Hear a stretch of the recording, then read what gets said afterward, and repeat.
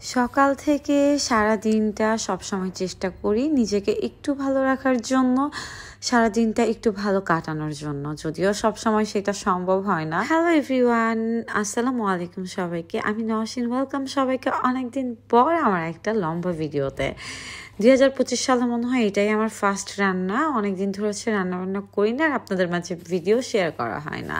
যদিও আগের মতো সুন্দরভাবে গোছানোভাবে কাজ বাজ করতে পারি না, আমি সংসারের মোটামুটি সব কাজ করতে পারি।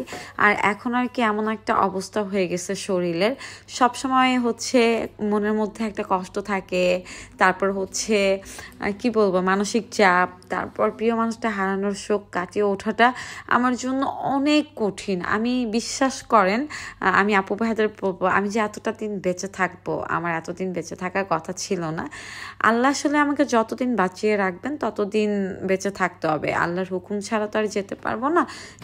জীবনের মতো করে চলছে, কি আর করার।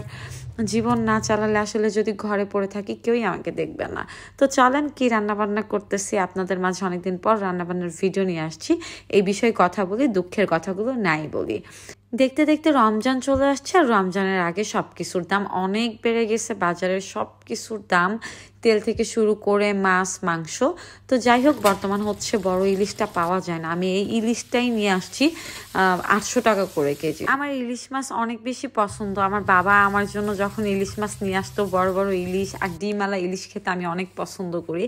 আর এখন যে ইলিশ মাছ কিনি, এটা আমার কাছে মনে হয় ঝাটকা মাছ, মানে এত ছোট, তারপরে 800 থেকে 900 টাকা করে কেজি। তো আমি ইলিশ মাছটাকে ভেজে নিয়েছি টমেটো দিয়ে, কড়া ভাজি করে নিয়েছি।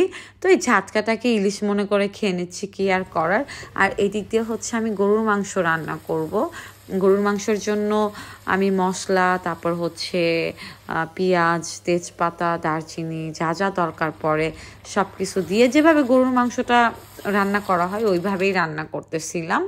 আর আজকে আমি রান্নাবান্না করতেছি, হঠাৎ করে হচ্ছে আমার কাজিন, তারপর হচ্ছে বোনের জামাই, ওরা হঠাৎ করে আসছে।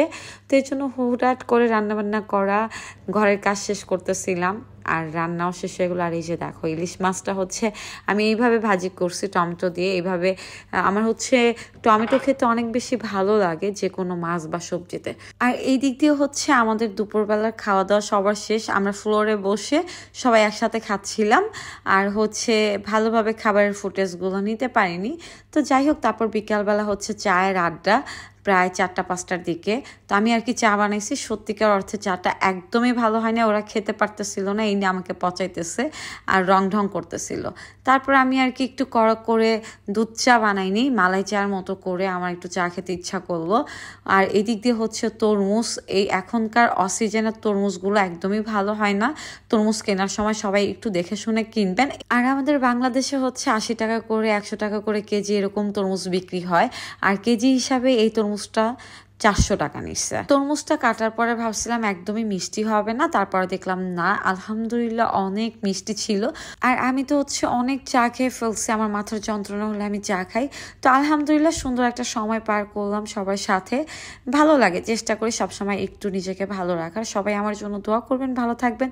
ইনশাল্লাহ দেখা হবে নেক্সট ভিডিওতে। আর কে কোথা থেকে আমার ভিডিও দেখতেছেন কমেন্ট করে জানাবেন। সবাই ভালো থাকবেন, আল্লাহ হাফেজ সবাইকে।